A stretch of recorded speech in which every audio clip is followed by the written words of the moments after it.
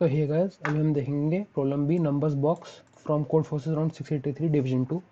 तो हमें एक 2D मैट्रिक्स दे रखी होगी एन रोज और एम कॉलम की। तो बेसिकली हम एक ऑपरेशन कर सकते हैं कि किन्हीं भी दो एडजेसेंट सेल्स को लेके उनकी वैल्यूज को हम -1 से मल्टीप्लाई कर सकते हैं।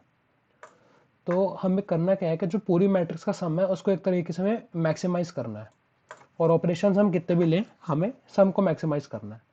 तो इसमें बेसिक हमें जो लॉजिक समझना है वो ये है कि अगर आपकी 2D मैट्रिक्स है तो सपोज कीजिए 1 -2 3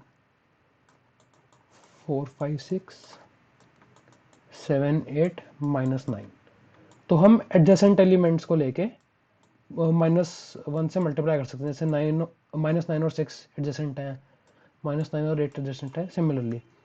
तो मेन अगर आप देखेंगे हम एक तरह से जो भी नेगेटिव साइन है इसको हम कहीं पे भी ट्रेवर्स करा सकते हैं पूरी मैट्रिक्स के अंदर। कि जैसे हमें 9 को 4 पे लेके जाना है, 9 के नेगेटिव साइन को, तो मैं क्या करूँगा, इसको इसको मल्टीप्लाई कर दूंगा नेगेटिव से तो ये प्लस हो जाएगा और ये माइनस हो जाएगा। अगर मैं इन दोनों को करूँगा, 7 और 8 को करूँगा तो ये प्लस हो जाएगा, माइनस हो जाएगा।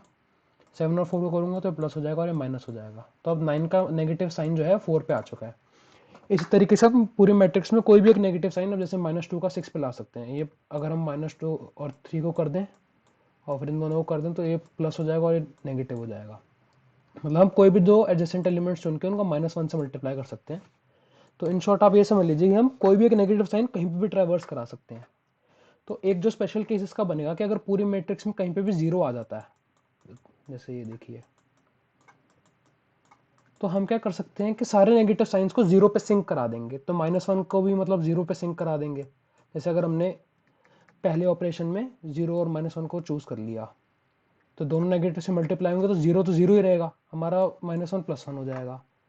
फिर हमने जैसे देखा कि नेगेटिव साइन कहीं पे भी ट्रेवर्स करा सकते हैं, तो 2 का नेगेटिव साइन जीरो पे आ जाएगा। या अगर आप डिटेल्ड में आपको एक और बताता हूँ, 2 और 1 को मल्टीप्लाई करेंगे, ऑपरेट करेंगे, तो 2 पॉजिटिव हो जाएगा, 1 नेगेटिव हो जाएगा। फिर हम जीरो और -1 पे ऑपरेट करेंगे तो ये पॉजिटिव हो जाएगा और जीरो नेगेटिव होने पर जीरो ही रहता है। तो एक तरीके से सारे नेगेटिव साइन जो हैं वो आप जीरो पे भेज सकते हैं।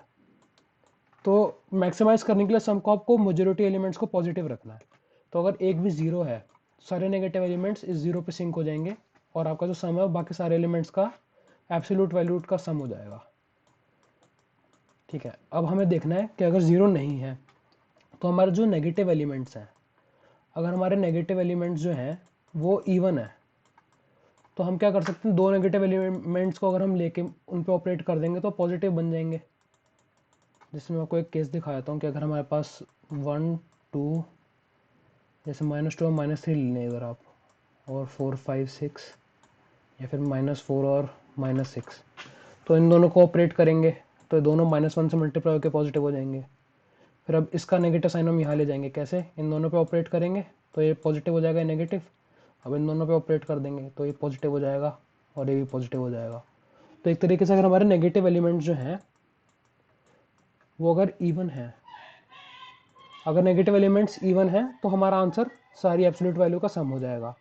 अगर ऑड आ जाते हैं तो हम क्या करेंगे, जो हमारा स्मॉलेस्ट वैल्यू होगी ना उस पर हम नेगेटिव साइन दे देंगे ताकि हमारा सम मैक्सिमाइज रहे। तो अगर इसी एग्जांपल में मैं लूँ, अगर 1 2, जैसे -2 -3 -4 -5 -6 होता, तो इन दोनों को करेंगे तो ये पॉजिटिव पॉजिटिव हो गया, इन दोनों को करेंगे तो ये भी पॉजिटिव पॉजिटिव हो जाएंगे। तो हम एक बार इस पर भी ऑपरेट कर देंगे ताकि ये पॉजिटिव हो जाए और चाहे 1 नेगेटिव हो जाए क्योंकि स्मॉलेस्ट एलिमेंट है।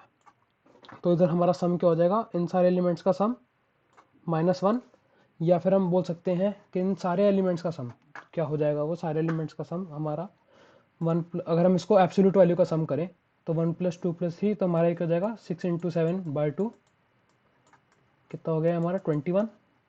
ये हमारे इन वैल्यूज़ का एब्सोल्यूट्स का सम 21 है। तो हम क्या करेंगे, एक तो हमें 1 इसमें दो बार माइनस कर देंगे, -2 × 1, क्योंकि एक 1 इसमें +1 पहले से एडिड है और एक हमें माइनस करना है, तो आंसर हमारा इधर 19 आ जाएगा।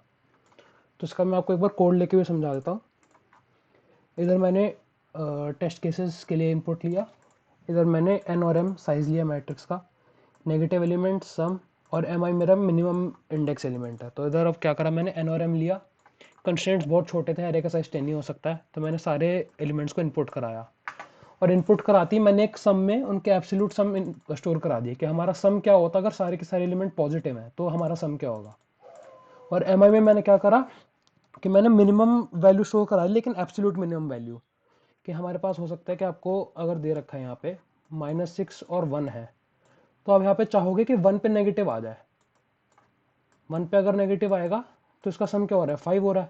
लेकिन अगर हम -6 और 1 ही छोड़ दे तो इसका सम क्या हो जाता, इसका सम -5 हो जाता। तो आपको एब्सोल्यूट वैल्यू को जो सब जिसकी सबसे छोटी है उस पर नेगेटिव रखना है। यहाँ पे मैंने क्या करा, मिनिमम एब्सोल्यूट वैल्यू स्टोर करा ली, और अगर कोई भी एलिमेंट मेरा नेगेटिव था तो मैंने नेगेटिव्स की काउंट बढ़ा दिया। अब अगर मेरी एम आई 0 हो गई, मतलब कि अगर 0 है मेरा मैट्रिक्स के अंदर, या फिर मेरे नेगेटिव एलिमेंट जितने भी हैं वो इवन है, तो मेरा एम आई 0 कर दिया मैंने। तो एम आई 0 होगा तो क्या होगा, मेरा सम जो है उतना ही रहेगा एब्सोल्यूट वैल्यू का सम। वरना एम आई में हमारे पास क्या था, सबसे छोटी एब्सोल्यूट वैल्यू, सबसे छोटी एब्सोल्यूट वैल्यू को 2 बार सबट्रैक्ट कर देंगे एब्सोल्यूट सम में से, हमारा आंसर आ जाएगा। Thank you guys, see you in the next video.